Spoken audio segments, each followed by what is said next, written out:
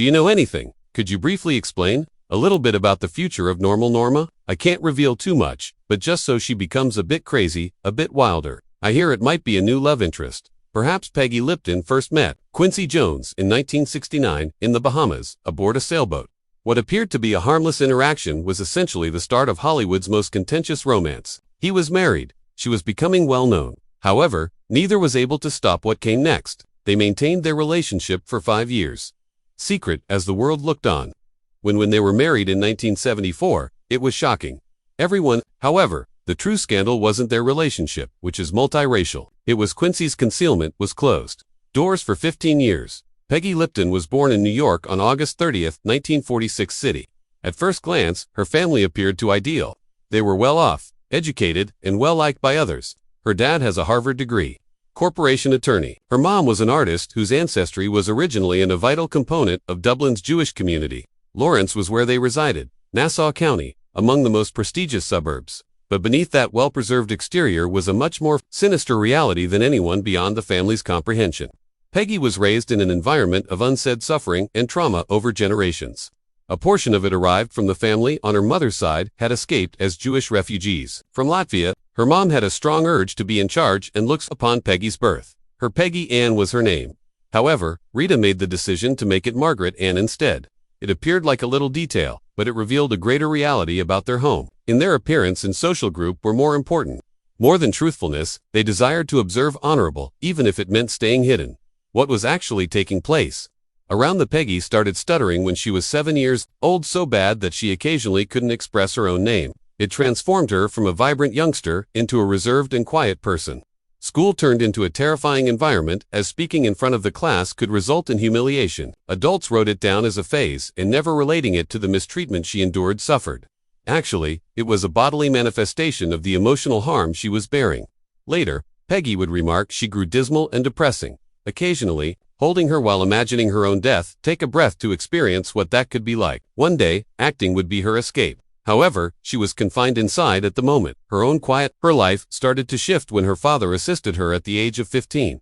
Billboard with the well-known modeling of Eileen Ford Agency. It was a remarkable pause for an adolescent who was scarcely able to speak without faltering in their own name. She was slim, tall, with ash blonde hair and big brown eyes. Her face was soon showing up in fashion publications all around the nation. From the outside, she was living a fantasy of glamour. Inside, she continued to struggle with the same gloomy thoughts.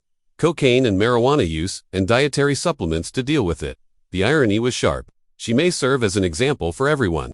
Sight, although she frequently slept through the night, concerned about avoiding certain terms on set because of her speech issue. When she was 18 in 1964, the family relocated to Los Angeles. The action was abrupt and revolutionary.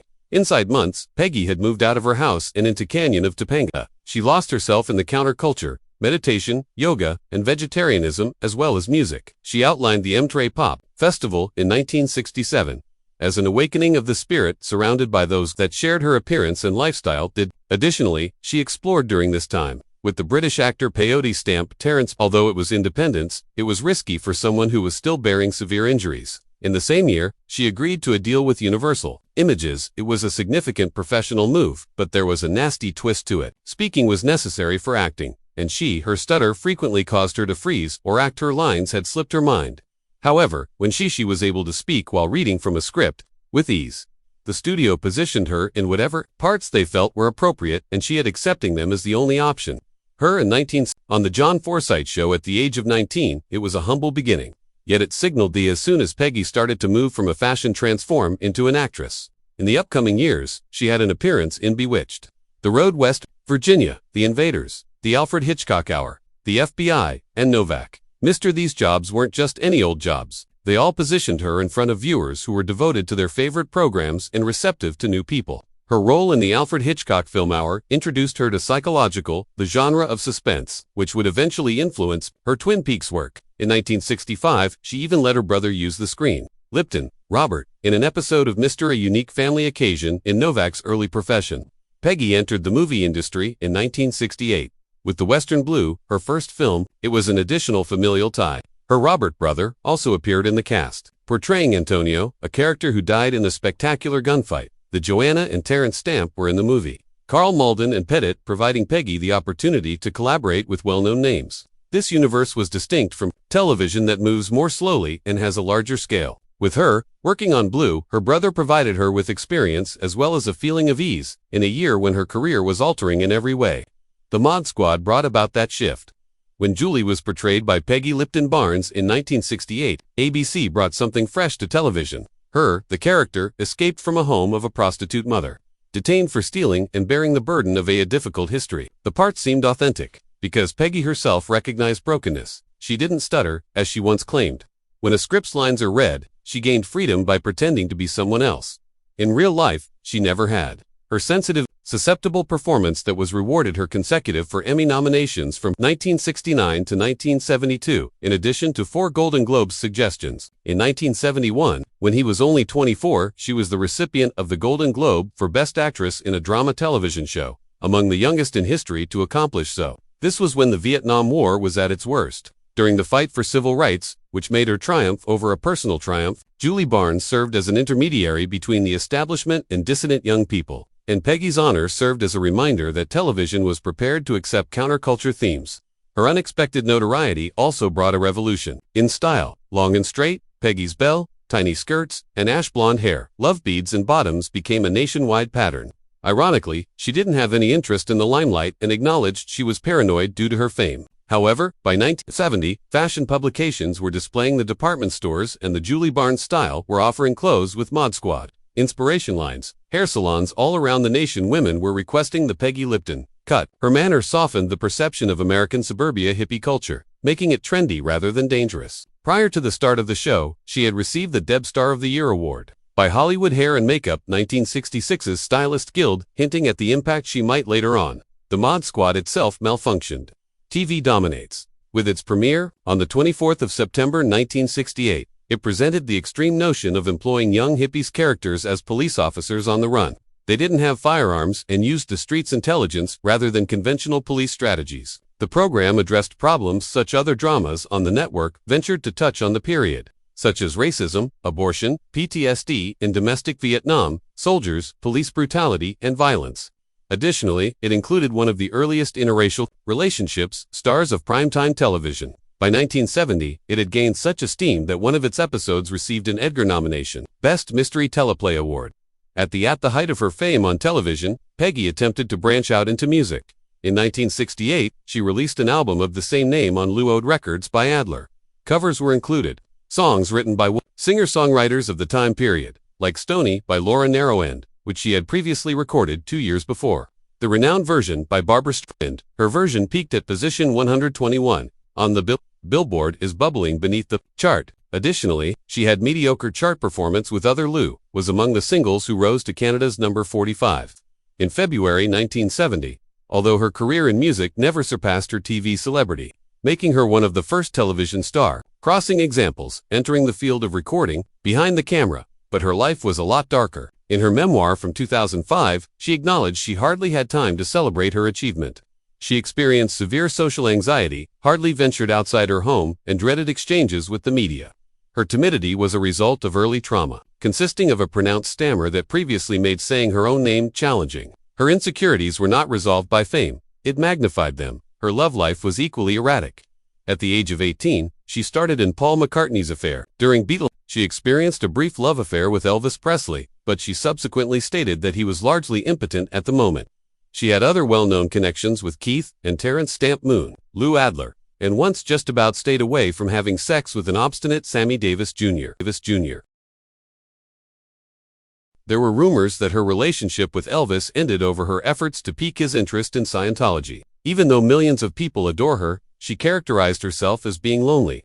Prior to the 1973 encounter with Quincy Jones, she claimed to have led a very solitary life. She dated emotionally a lot, unattainable men, and confessed her affection for the focus of affairs was more on imagination than actuality. When she was younger, she occasionally thought about dying herself and would attempt to sense the sensation of her final breath, an indication of her morbid thoughts concealed behind her cool, self-assured exterior picture. The industry's exploitation of her began at a young age. When she was 15, she was signed by the modeling agency of Eileen Ford and swiftly thrust into a realm that raped her. By the age of 17, she had discovered to protect herself by using her appearance, low self-esteem, she started making use of cocaine, marijuana, and diet pills to manage depression. The arduous mod she was left behind by the squad's shooting schedule, worn out. And at the conclusion of the 5-year run, she felt exhausted and even more retracted. The system that created her, she also struggled to hold on to a star. On her own, Peggy Lipton was in 1969, at the height of her fame at the age of 22, from the Mod Squad, when she was destined to, in the Bahamas, on a sailboat with Quincy Jones. The journey was planned by a mutual companion, as well as the soft sway of the boat, provided the backdrop for their initial getting together. Jones was already a top-tier athlete, producer of music, and, more crucially, a married dude. Later, Lipton stated that she felt an instant attraction to him, a sort of quiet confidence. She was unable to articulate, but she was aware that there was no use in allowing her dreams to run wild. He was married to Lola Anderson, a Swedish model, and she controlled her emotions. That a bright afternoon passed, yet she remembered that moment. Not one of them knew that a love story would begin. Narrative that would win over Hollywood's decades of focus. After 5 years, Lipton heard murmurs in 1974 through the Hollywood circles in which Jones was split up. In the intervening years, she had dated well-known figures such as Elvis Presley and O'Neill Ryan. However, the recollection of that day had never truly diminished in the Bahamas. She made contact with Jones via his Jolie, the daughter, once, to know if at last, the time was perfect. Jolie came back. Lipton laughed at his response. She was among the top 10. Jones afterwards stated, "But you had a bullet, baby." In other words, she was rapidly going to the number 1. Immediately, the spark flared up again. Inside, after 2 weeks of getting back in touch, Lipton had moved into his house in Los Angeles. She even acquired cooking skills prior to relocating. Being aware that Jones didn't believe a lady who was unable to control herself in the kitchen, he entered their private space to work. Life as well, setting up a video editing device in their sleeping quarters so he may score movies in close proximity to her. Their lives took a turn that same year. Abrupt and terrifying turn. Jones was 41 when he experienced 2 aneurysms in his brain, consecutively, which almost killed him. The first one came suddenly, while he and Lipton were at home. He said that it felt like the rear of my head had been removed using a blast from a shotgun. 7 doctors operated, and 1.5 hours to fix the damage, just to locate another aneurysm near blowing up. They carried out a second procedure. Immediately, a portion of his skull was removed. After using 6 metal screws to secure it back clips, he was in such terrible shape that friends started getting a monument-ready service at the Los Angeles Shrine. He later claimed that he felt as if he had went to his own funeral while still breathing. His life was saved by the surgery, but permanently put a stop to his trumpet career, since playing could put a lot of pressure on Fatal. Amidst this delicate recuperation, he and Lipton made the decision to marriage, completing a survival-shaped relationship just as much as out of love. Their union in 1974 placed him into direct confrontation with racism is still pervasive in society. Her letter, Lipton breathing out, an autobiography that prejudice became ingrained in their everyday lives. Officers would frequently pull above them, presuming that Lipton, a white woman with blonde hair, was a prostitute, pushed into Jones' vehicle. It occurred so frequently that they eventually anticipated. The discrimination was far more pervasive when her own family was involved. Her mom freely expressed that she couldn't fathom raising her daughter with a black man, youngsters of mixed races. Eventually, Lipton informed her mother that she had to acknowledge the relationship or risk losing her completely. The open was prevented by that ultimatum. Resistance, but the harm persisted. In Quincy and Peggy Lipton, in March 1974, Jones's first daughter was born. Hadada. February of 2 years later, Rashida was born, in 1976. Their union had already generated debate, and the 2 biracial daughters had been added, an additional dimension to the social difficulties they confronted.